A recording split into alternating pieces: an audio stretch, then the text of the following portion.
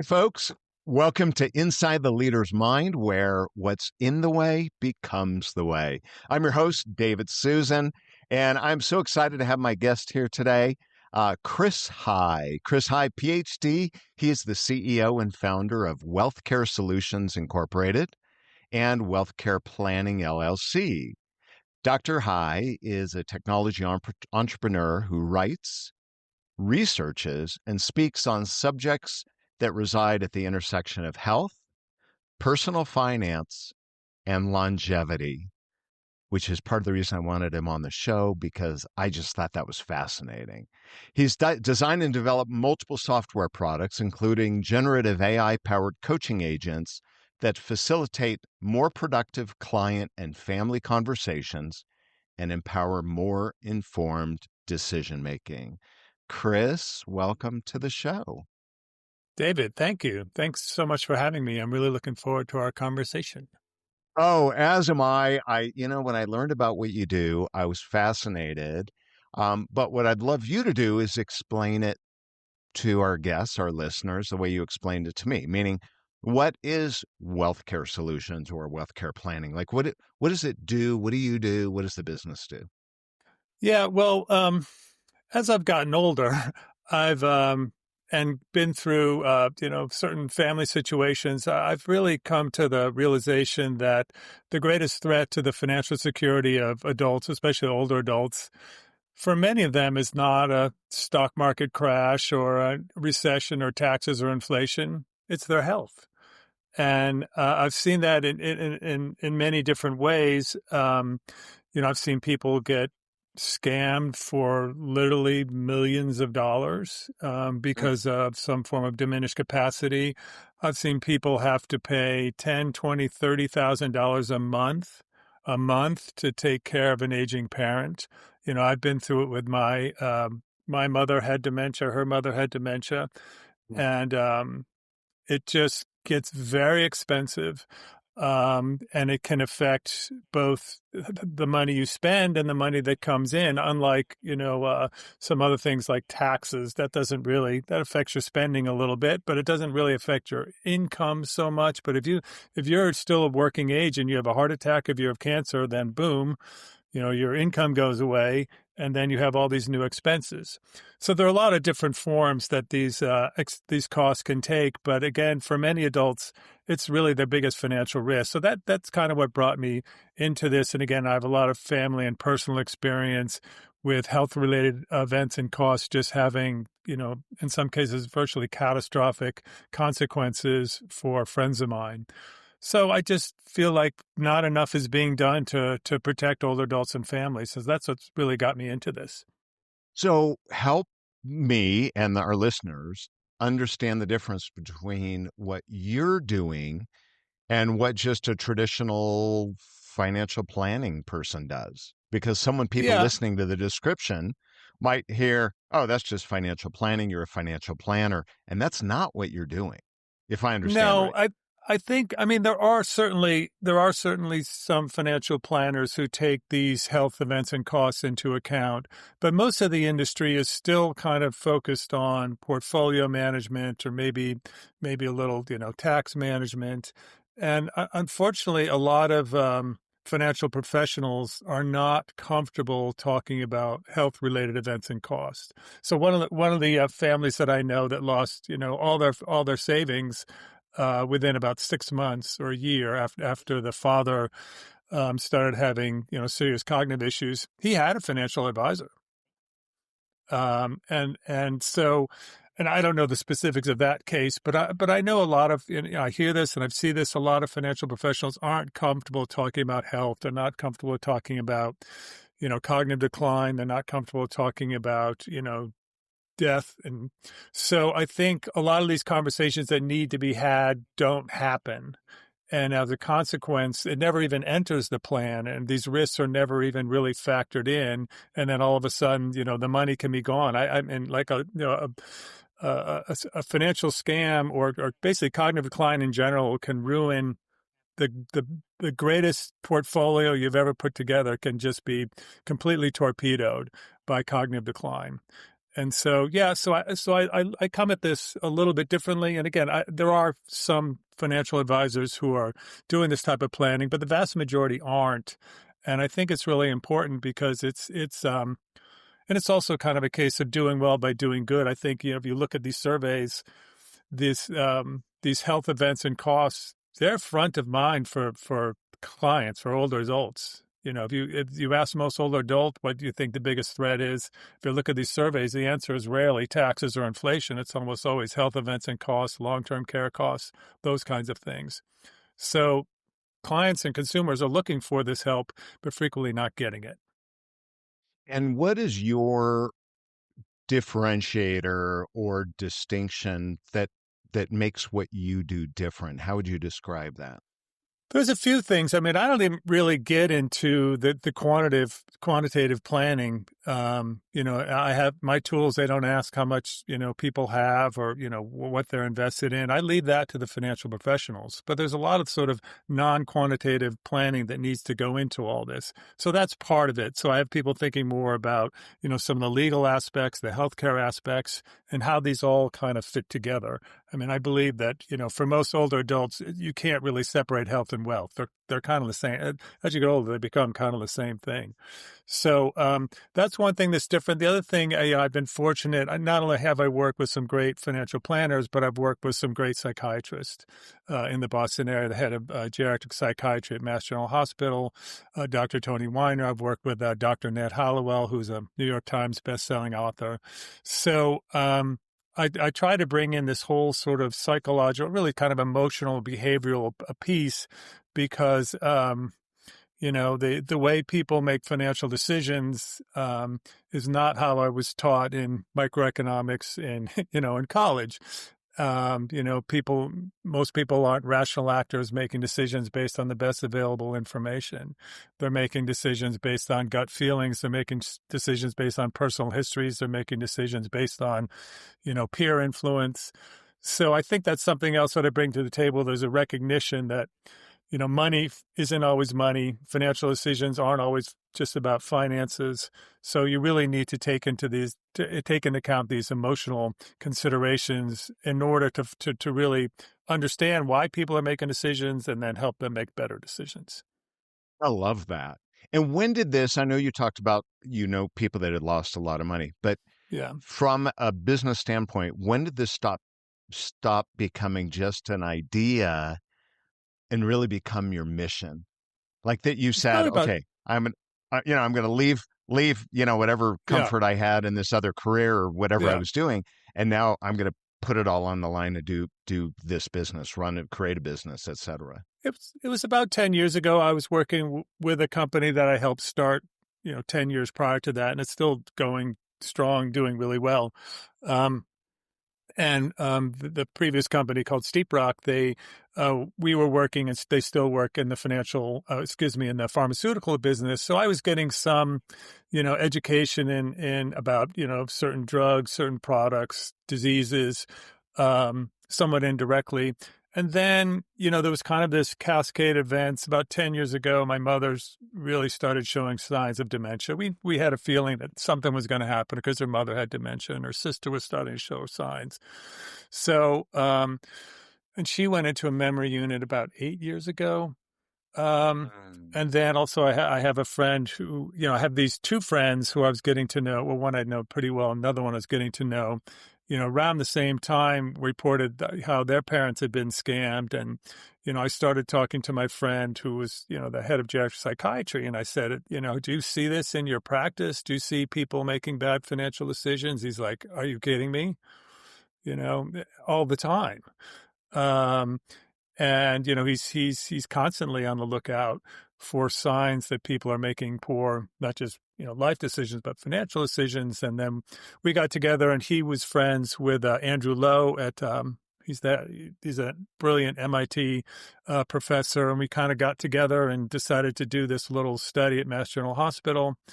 And then based on that study, I developed a little cognitive assessment, sort of a cognitive behavioral assessment that's focused on financial decision making. And then it just kind of went from there. building some other tools, developing education materials, connecting with other experts in financial planning. And it just seemed like it was time and I was ready to do something else. So it was kind of a confluence of all those factors. And then all of a sudden, not all of a sudden, but then you say, okay, I'm going to make this a go as a business. Yeah. Yeah. And that was 10 years ago or when? Yeah. About 10 years ago. Yeah. Okay. 10 years ago. Yeah. 10 years ago. What's over the last 10 years, what's been the hardest part for you personally? Um, when you start a company, especially when you start in an area that's new and that's new to people and you have new ideas, and you have to do a little evangelizing. That's hard. Um, and you get people interested, but it's hard to sort of bring them over the finish line. Um, you learn to you learn to take your lumps. Um, but I guess I feel like there's some. I feel like this is still the right thing. I may be a little bit early. There may be some reluctance, but in the long term, this is where we're going to end up. And so I've got a little bit of stubbornness in me, and so I'm convinced that what I'm doing is a good thing and can be helpful to others. So I'm not going to stop until I can't work anymore. I love that. What's the hardest part and you kind of alluded to it already, but what do you think is the hardest part right now? Because it's easy, once you got 100 employees, you Right. get to the point, or revenue, you hit a certain revenue number, it's almost on autopilot, right? You've got all Yeah. the kinks, you got the process.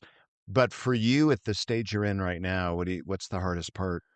Well, I think, I have most of my clients are smaller companies, small IRAs. And so, of course, you're always trying to get to the bigger companies. And I've talked to some BDs and large RIAs. But as somebody once said, it's a great quote. He said something to the effect that, these large companies always want to come in second. They don't want to be the first ones to try anything. So, if I want to work with a large BD, they're going to ask me what other large BDs I'm working with, broker dealers. So it's almost like a chicken or an egg, problem where you're trying to you want to get over this hump to establish some form of credibility. Um, but it's hard because people want to see the credibility before they'll let you in the door. So and again, I'm doing something that's it's different. I've always kind of rebelled again. I've always said, well, somebody else is already doing that, so I'm not going to do that.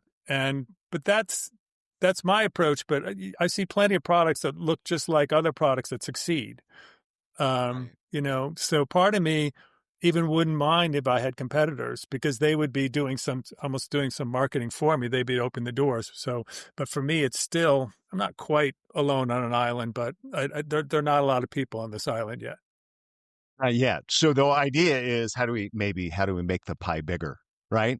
Yeah. So that becomes more buy-in.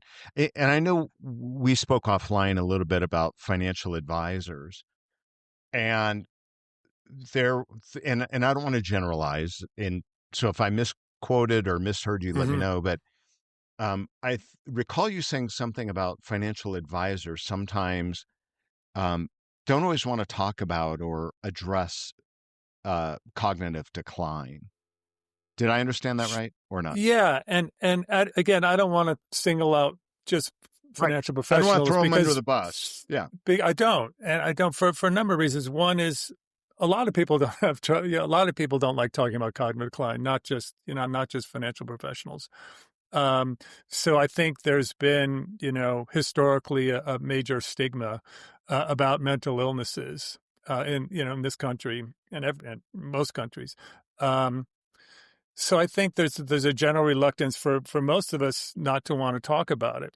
But I do think that that's changing. So there's two important things. One is I think that attitude's changing. You see a much greater acceptance of mental illness. I mean, I think mental illness is an illness. Okay, people if it, people don't think you're weird if you have a heart attack or if you have cancer, but if you have mental illness, like, oh, can't talk about that, or Sure. something's wrong with that person. So I try to look at it as an illness. It's just another illness. It's not a moral failure.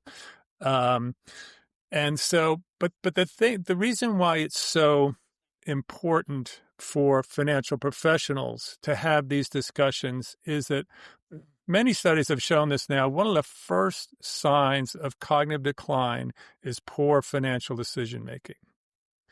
And and in the study that we did at Mass General Hospital, we saw some indications of this. But there's studies that show that people make errors on credit card applications and other financial decisions 4, 5, 6, 7, 8 years before an official diagnosis of dementia.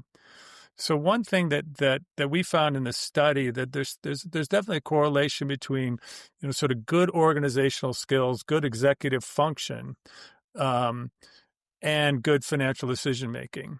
And when that executive function starts to go away, when you start to lose the capacity to plan, to organize, to connect the dots, that's all the things around executive function, then the decision making really declines. So advisors may see these small, subtle changes before even a doctor, before even, so in many ways, for better or worse, these financial professionals are on the front line of identifying and managing cognitive decline. So that's why they're in a slightly different position than, say, maybe, an attorney or, some business colleague, some other professional, but because they're likely to see it first. So they need to be made more aware of the signs and how to identify it, how to manage it, and how to mitigate it. So I don't want to assume, because in my mind, I'm thinking 85-year-old people. What are you seeing? Yeah, you're shaking your It's head because I mean, unfortunately, it's that's my way world. earlier.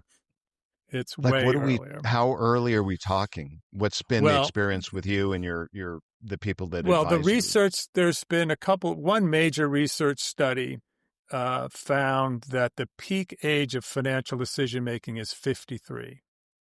Not 63, not 73, not 83, 53. Another study I saw something about decline start around the late 40s. So the Wait. So hang on. Let me back up. Decline. The peak 53 is the peak. peak age of financial peak age of financial decision making. So there's been studies that look at, like, again, errors on credit cards. There's different ways that there's been able to find some large data sets where they've been identify mistakes in financial decisions around finances, and then they correlate that with age. And what they found is that for the average person, after they reach age 53, they start to get worse at making sound financial decisions. Got it. Because the way I heard it was they start making a lot of financial plans at 53. You're saying No, the decline, the their mistakes are happening. capacity for most of it, their capacity Wow. starts to decline. Now, again, everybody's different, and we all know different people. I mean, I've known, people in their 80s who are, and Right. sure you have too, who are driving, who are just incredibly lucid, and other people in their early 90s. 70s, Yeah. 90s, sure. Yeah. And then other people in their 70s who you wouldn't want to get in a car with them. You wouldn't want them Well, I know making people in plans. their And 40s. again, I don't want to get in the car. yeah, but and again, that's not. It's not to say these are bad people or they're whatever. It is what it is. It's just like, some people are going to get. Men are going to get prostate. My dad got prostate cancer when he was 60, and he was dead when he was 70. Most men are going to get prostate cancer, but some will get it in their 50s and some won't get them to their 90s, and they'll be in their 90s and the doctor will say, we don't care. So it's similar with cognitive decline. It can really vary dramatically, depending on the person.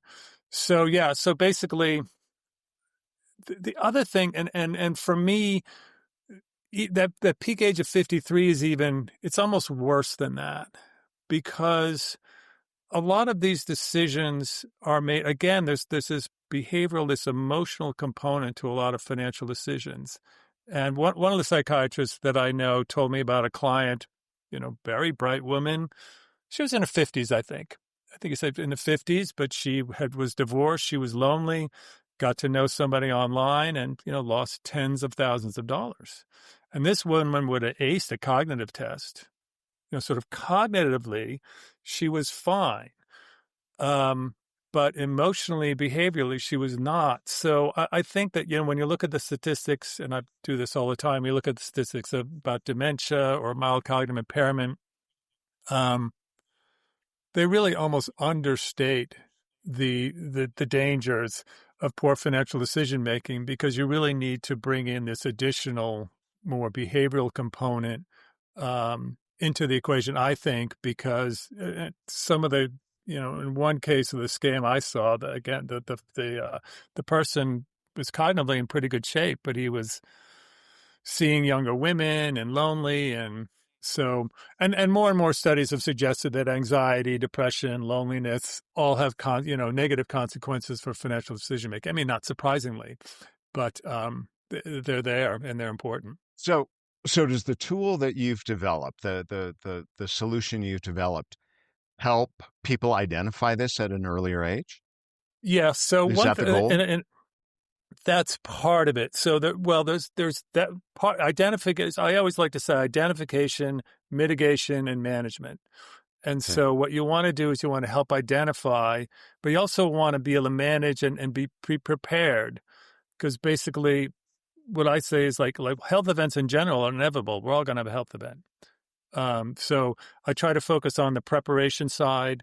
So saying you may not have dementia now, but you might in 5 or 10 years. So let's start putting the building blocks in place when it does happen. So that's a big part of it. And I have this behavioral assessment that was based on the clinical study that I helped design at Mass General Hospital. So that's one of the tools. There's just sort of a straight financial literacy tool. And there's just a lot of recommendations about how to identify, how to talk about it. This is the other important thing, how to talk about, imagine, these discussions go on a lot between children and parents. And we know, everybody knows stories where the parent is usually the father, thinks that they're still making great decisions. They're 75 years old. They say, I've been doing this my whole life. But then when you look at the bank account, there's tens, 20s, $30,000 leaving every, week or month. And so there's, the father's, committed to continuing to make these decisions, yet the kids know he shouldn't be. So how do you start those conversations? Those are hard conversations to have. Or how do you prepare in advance for what might happen? So those are the kinds of things that I'm working on. So a lot of it is not just identifying and saying, holy bleep, now what do we do? But trying to get ready for that holy bleep moment before it happens. So if there is someone listening here, which predominantly will be leaders or future leaders, right? And they're going to either be dealing with this in their own life because they're going to have a nest egg, or like you mentioned, they're in an age where they're going to be having aging parents or family members. What should they do at this point? What's the next step for them? Well, it's interesting. I'm gonna add one more piece to that. Is if you look at the statistics on caregiving and the statistics on the amount of time, especially a lot of more senior executives lose to caregiving, it's become, I don't want to overuse the word crisis, but some of the stats I've seen are very striking about who's leaving work for what reason. And a lot of times there's sort of two bubbles. A lot of times younger people are leaving work, usually because they're having kids and so taking time off to raise a family. But there's this other cohort of more senior executives in their 50s and 60s who either they themselves are getting sick, but even more likely they have a spouse or a parent who's getting sick. And a lot of them are having to quit or, substantially scale back their time because of caregiving duties. So, from a managerial perspective, especially if I were running a big company, I would be very concerned about this, and I would try to implement some very generous caregiving policies and time away, especially for those, so those older executive, they're the ones who have the knowledge, the experience, and, you lose a few of those folks and it can be, really major blows. So I would consider that, very strongly, how to protect and keep those employees who have these, extensive caregiving responsibilities. So that's why I just wanted to mention that because I think it's a related piece that I think I doesn't agree. maybe I think get it's huge. enough, doesn't get enough attention, but can have serious consequences for a lot of firms. And then just although just keeping in mind that especially for the older employees, they are going to have health issues, and I would want to make sure they have really good health insurance policies, and try to do everything I can to promote more exercise and more healthy behaviors. I mean, one thing you see more and more when you look at the especially when it becomes to cognitive decline, and sort of longevity in general. Most people think I mean, it's hard. It's everybody's different, but most people think it's something like 70% environmental and 30% or so genetics. So, I've had two very good friends die of ALS, and they just had a genetic gun pointed to their head, virtually the day they're born, and obviously there's nothing they could do about that. But on the other hand, there are a lot of things you can do, in terms of exercise, diet, that are in your control that'll help you live longer and help and very importantly, help your brain function better. So I think that I wouldn't skimp at all when it comes to, promotions around employee health. I would, push that and, try to get, gym memberships or whatever it takes, do company outings. We're all going for a hike, or, give people Friday afternoons off or something like that, because there's just a very, very clear correlation between mental acuity and especially exercise and diet together. It's a, if there were a pill to give you the benefits of exercise, it would be the greatest medical discovery ever. Wow. And I believe that. I mean, you read a lot about it. What, as far as cognitive decline, what's been the trend over the last 5, 10, 20, 30 years? Is it at an earlier age, a later age? Or we have longevity? It used to be 40, now it's 53. Like, Yeah, what is the research? I mean, people are definitely living longer, right? If you look at life expectancy, there's this caveat with the last few years in the United States, it's gone to COVID, and then these so-called deaths of despair. Um, and but if you look at especially trends in, there's also a wealth component to longevity. People who have more money live longer, which is not surprising. But especially if you look at that cohort, the wealthier cohort, their life expectancy continues to increase. Cognitive decline, there's a little bit of evidence that things are getting a little better because people are like not smoking. The cessation of smoking has not only obviously had major impact on things like stroke and frequency of strokes and lung cancer, but they're also, we think there's a correlation between that and dementia as well. So I think there is greater awareness around the importance of exercise and the importance of diet, and I think that's helping. Because when you think about it from an evolutionary perspective, we didn't need a functioning brain at 65 because we were already dead. Life expectancy was, between like 28 and 40 for most of our lives. And now, some people, but, back then you get bit by the wrong spider and you're dead, right? You have appendicitis, you're dead. You have, very, minor skin cancer that we could cure now, you're dead. Or you have a heart condition. So we didn't really evolve to the extent where we really got to needed our brain because we weren't alive. But I do think, especially in the short term, I think things have gotten a little bit better. I mean, there's kind of competing. As people get older, as you get older, you have more and more chance of getting dementia. So as you get older in general, as the population ages in general, you're going to have more people with dementia. But then there's a little bit of a countervailing force that's saying, no, people are taking better care of themselves. But but there's no cure anytime soon. There's a couple of drugs out there that help a little bit with, Alzheimer's, but it's hard to see anything in the next even 10 years that's really going to help substantially. So just, what I always would say to the executives, and I'm sure they hear this all the time, go take a walk for lunch, get more exercise, jump in the swimming pool. And studies show you don't have to train for a marathon, you know, brisk walk for a half hour a day can make a big difference. And we're not talking, I think the biggest key, kind of a takeaway for me from this conversation is it's not just the physical, like you started with, right?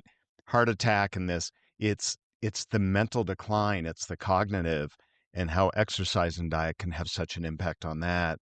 And Yeah. that it's a huge risk. So, yeah. It's a huge Let me, risk. I I've, mean, and if you look, I'll just Go say ahead. one more thing, and I've looked a lot of statistics. I mean, it's by the time someone's in their, early to mid 80s, they have a 50% chance of having dementia or mild cognitive impairment. So the numbers, especially by the time, I suppose the mid 70s on, those numbers really start to go up. Which I don't know the numbers on heart attack or other health issues, but 50% is pretty high. It's pretty high. And it seems like people don't, like you said early on in the discussion here, is I think some people, there's a stigma about cognitive decline and mental health. And, we talk about, like you said, prostate, or we talk about heart attack or cancer, but mental decline, cognitive decline it's a huge one. And I think it has to be taken serious for people and looked at it and identify it at an earlier age if they're able. So, Yeah, and don't see it as a moral failing. Don't look at these people as crazy. They're sick. yeah, and we do. I think people judge. So, all right, two more last questions here. Last Yeah. one is second to last one. The podcast is, inside the leader's mind. What's in the way becomes the way. Where do you feel you get in your own way as a leader? Oh, a lot of, how much time do you have? Um, so I tend to, for a lot of, both my parents are teachers. My father was a college professor. So I have this thing. It's like, oh, if you just show people the facts, they'll understand it. And of course they'll get it. And so I think that I still, as much as hope I've learned over the last, 30 years in business, that people don't make decisions based on the facts when they're presented. There's all these emotional considerations. So I think that's part of it. I also, I could be much better at delegating. I tend to want to do things myself. It's like, I know how to do this. I'm just going to do it myself. And, there's only so fast you can grow with that. Only one person can do so much. So, and I'm a little stubborn sometimes, and probably should give up or change course a little sooner than I do. So those are just a few of the things. Just a few. If we had another hour, oh my God. All right, Yeah, last if you had another question. hour or Thank you. so. Thank you for sharing that. Last question is what's the question you wish people would ask you, but they don't, but secretly you kind of wish they would ask you? Um, I was thinking about this, and I think historically, and I think some person may have asked me this in a startup way, way long ago. I think he asked me, "What if you fail?" And as an entrepreneur, I was like, "I'm not going to fail." Right? Entrepreneurs, for the most part, are, they're always optimistic. They're always saying this is going to work. But, when you look at the statistics, 95, 90% of businesses fail. So, and I remember asking the question, it's like, what a stupid question. This is when I was 30 years old or something. Of course, we're not going to fail, and we failed spectacularly in this case. So I think that's, and there's still this question of, okay, if when do you give up? because I don't like to give up. It's a tough But one. maybe, That's a tough maybe one. it's sometimes I should have given up or should have given up on something. So the question is, what happens if you fail? What if this doesn't work out? When do you decide that it isn't working out? That's something that's very hard for me, again, because I'm stubborn and I'm optimistic. I'm always saying, "Oh, just keep going, keep persisting, and this is gonna work." But it's not always the case. And that is so tough because you hear so many stories of entrepreneurs or anyone, performers, right? Actors, singers, that like they were that close to Right, quitting. And right, then they did one, it's like right. acres of diamonds, I think, it's like you just one more and you hit it. And it's true. It's so funny. People, I think, and I don't want to speak for everyone, but I'll speak for myself. When I first looked at a lot of businesses, I'm like, oh my gosh, that's an overnight success. Yeah, And then when you dig in, you go, no, they've been at it 10, 15, 20 right. years and Yeah, some, but we look at the Google and the Facebooks of the world that like, shot up, right. but those are the exceptions, right? Those are Oh, the they're the outliers. one in a million almost, really, when you think of all the startups. Oh my It's gosh, there's so very, many. very, very unlikely. And we celebrate those victories as we should, but I think that can sometimes mask, the tremendous difficulties with starting a company and being successful and sustaining that success over a long period of time. Yeah. Well, there's a lot to learn, a lot to do, right? To be successful. Yep. Yep. Keep So keep trying. Keep trying. Don't give up, until no, you no, really need to give up. But persistence yeah, who pays. I knows do when think that is. persistence pays. But you don't But know. So, but also don't, on the flip side, don't be too stubborn. Listen to other people who've gone through this. And if enough people are telling you to stop, then maybe you should stop. that's tough. It's tough though. It's Anyway, tough. well, if someone wants to learn more about your business, your company, what you do, what is the best Yeah. way for them to learn more, etc.? A couple things. You can find me on LinkedIn, Chris Heye, PhD. There's not a lot of Chris Heye. I think there's one other Chris Heye. And that's And we connect on Heye is LinkedIn. the last name. Yep, Heye. Yeah. yep. So I'm on LinkedIn. I have a newsletter that frequently covers a lot of these issues. If you want to check that out, or you want to connect with me or sign up with the for the newsletter. I also have a regular column in the Journal of Financial Planning where again I don't talk about so much the nuts and bolts of financial planning, but I talk about issues around health and longevity, and so where all those intersect. Um, and then you can find me at wealthchat.ai. It's wealth with an extra H. So it's health chat with a W in front of it. So wealthchat.ai. And you can take a look at some of my latest creations. These are AI powered chatbots. There's some chatbots both for financial professionals and for clients and consumers to help them effectively plan for the kinds of things we talked about. So that's another place to look. And yeah, welcome hearing from any of your listeners. Love it, love it. And I'll make sure I put links in the show notes for Great. today. So, Chris, thank you so much for being with me. I appreciate you. Thanks for having me. It was fun. Absolutely. So, folks, if you've enjoyed it, subscribe, share, recommend some amazing leaders that you think I should be interviewing. But it's because of you that we do what we do here. So, thank you so much for being with me. This is Inside the Leader's Mind, and I'm David Susan. Until next time.